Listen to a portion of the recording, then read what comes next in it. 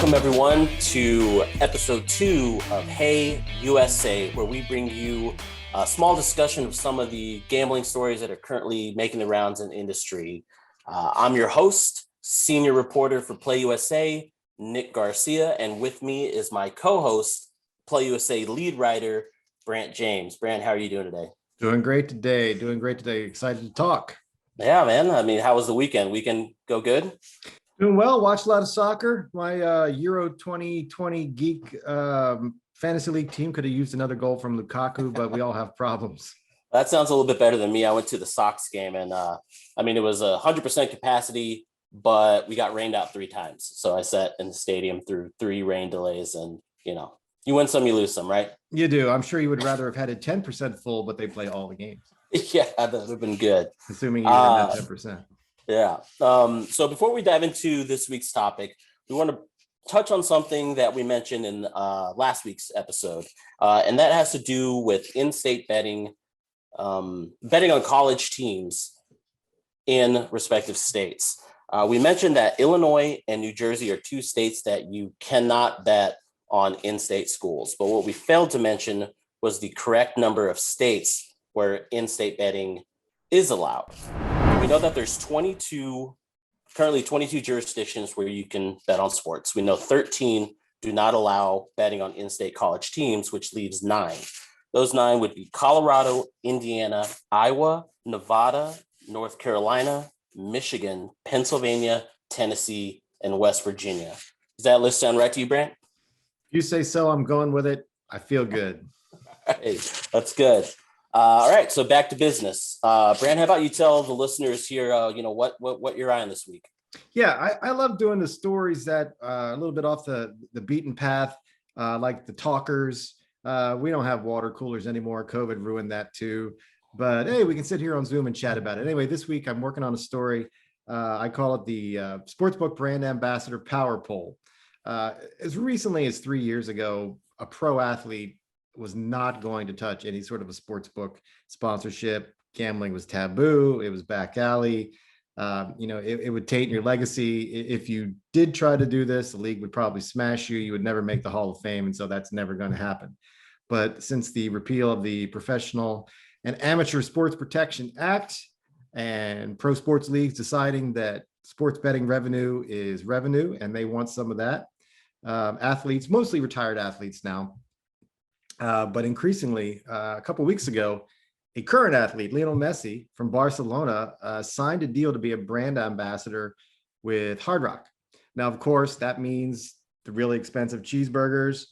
That means the hotels, but that also means the casinos. And this deal was announced in the Qatar Hotel in Hollywood, Florida. So there can be no doubt that Lionel Messi is getting paid by Hard Rock to promote all facets, including sports betting, which I think is a breakthrough moment for athletes being ambassadors for sports betting. Yeah, he would be, I guess, the first active player to endorse a sportsbook, right? Am I right? Yeah, I try to parse this in the story. He is with an asterisk because Bryson DeChambeau, man, I hope I didn't butcher that name. He has a deal with DraftKings to push their golf products. Okay. BetMGM has a deal with a NASCAR team to do paint schemes, and their brand ambassadors, and Kevin Harvick, another NASCAR driver, does. But those are sponsor relationships. Those are stickers. Those are car paint schemes. They're sports that require money. NASCAR in particular to play, to participate. But this to me is different. It's just a straight up pro athlete, plays for Barcelona. This is a side deal for him. This is a side hustle. Doesn't really need the money, but he's got more, and he's a Hard Rock ambassador.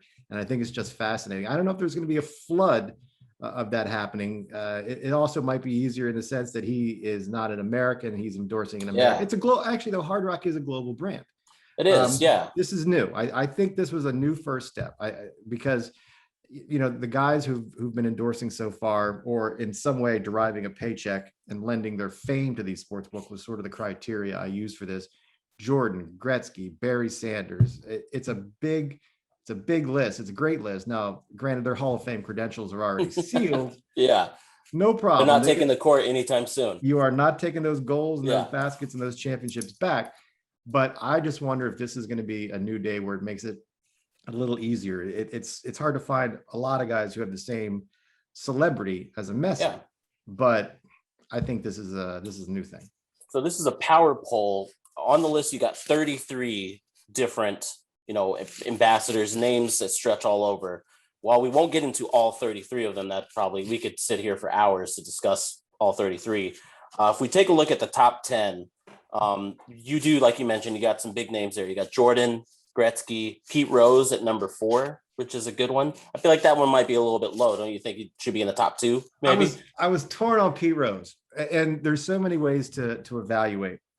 I was torn on Pete Rose because obviously he has the infamy, and you shouldn't bet on the team that you're playing for and managing. And it's a little oily even when you admit that you're probably never going to make the Hall of Fame, that you go to work for a tout service.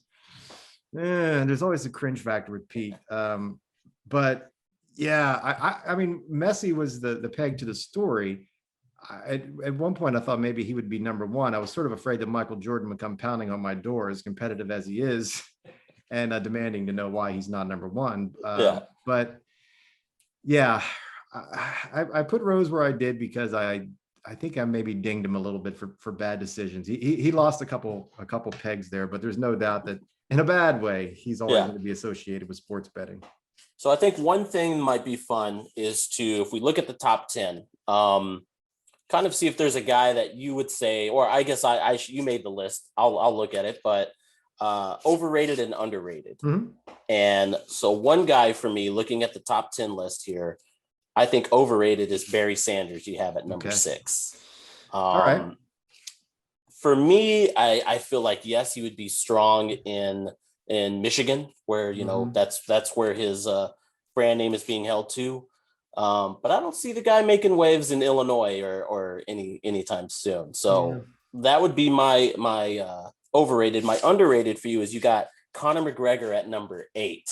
Yeah. Like, I think, that guy can lend some star power. Should be at least a top 5 for me. He can. He only fell that far because he is the brand ambassador for a sportsbook out of Cyprus called Paramatch, like Mike Tyson. Yeah. That unless someone in the US has the VPN fired up and are doing bad things, they probably don't know very much about Paramatch. So that's why he fell there. If he were to suddenly become DraftKings, I think he and Jordan have got to work it out. That would be the same thing with Tyson, for that matter. All right. But I see your point on Barry Sanders. Maybe he got overrated, for playing status, great player, quit a little early, maybe one of the greatest of all time. Yeah, maybe he's a little overrated. I'll give you that. I would say, I guess, to close out this little discussion that we had is, like you mentioned, that Messi's an international player that's currently still active. Do you anticipate American players, baseball, football, now with the rules that are changing for college sports, be able to capitalize on their likeness in 2023, do you feel like this opens the door for an American player of any kind, any level, to kind of take that next step and perhaps, Yeah, I don't. I think it's still a little tough. I little think taboo still. I do. Well, I think it benefited Messi to be a non-domestic athlete affiliating with a global brand, and I think they maybe have some sort of insulation in that both he or Hard Rock could say, this is more about the hotel. This is more about the casino. This is our 50th anniversary celebration, although it is a 5-year deal. From the looks of the website, there's some really expensive leather jackets they would love you to drive down and buy. Don't need anything more than a really expensive leather jacket in South Florida, basically any time of year. But I think this one will stand on its own for a bit. I think in the United States, with the domestic born players, it's going to be the guys who are just getting out. Maybe some of the current guys segue in with DFS deals, sort of the gateway, the gateway sin for people who think that sports betting and gambling, shouldn't be done. But I'm looking at the list now, and I'm going to be self-critical. And the guy I'm fascinated with is Shaq. at 7. And I had to give Shaq an asterisk because he trademarked Shaq Pot, which I think is brilliant. Yeah. So Shaq is a fantastic businessman. He was interested in buying Reebok. He was interested in buying the Sacramento Kings. He used to own 151 Five Guys restaurants, but he sold all of those. He's really an entrepreneur. So I think he has the chance to go way higher, Jordan level higher for this reason. It almost sounds counterintuitive, but I've thought about it a little bit. As we know, Shaq endorses everything. And it almost became a joke. I think he is an ad for the General where he's out in the woods cooking a skunk and someone finds him and they make a joke about how he's been out there and they thought the General was crap, but it turns out it's great. Yeah. I think the fact that you could say that because he endorses everything, he would sort of dilute the power of another endorsement. I think now, upon thinking about it, that he endorsing sports betting or having a sports betting website on top of pizza, car insurance, and whatever else he does would be a major mainstreaming effect for folks that say, no, there's Shaq. He must be fine. I mean, that's what a paid endorser is supposed to do.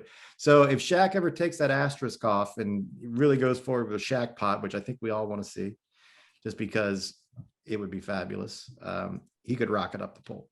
And it's fluid. Any of these guys can mess up. Anyone can mess up. Barry Sanders may stumble and just plummet. All right. With that, I'd say that's a good ending point. You can check out that story on Play USA. Brant, do you have anything else to tell our listeners? I'm just saying, go there. Let's have a good argument about the power poll, and somebody else convince me Barry Sanders sucks. He needs to go down. Yeah. You can find us on Twitter. Add your comments. Shoot us a tweet if you have any questions or anything like that. Hope you enjoyed. Thanks.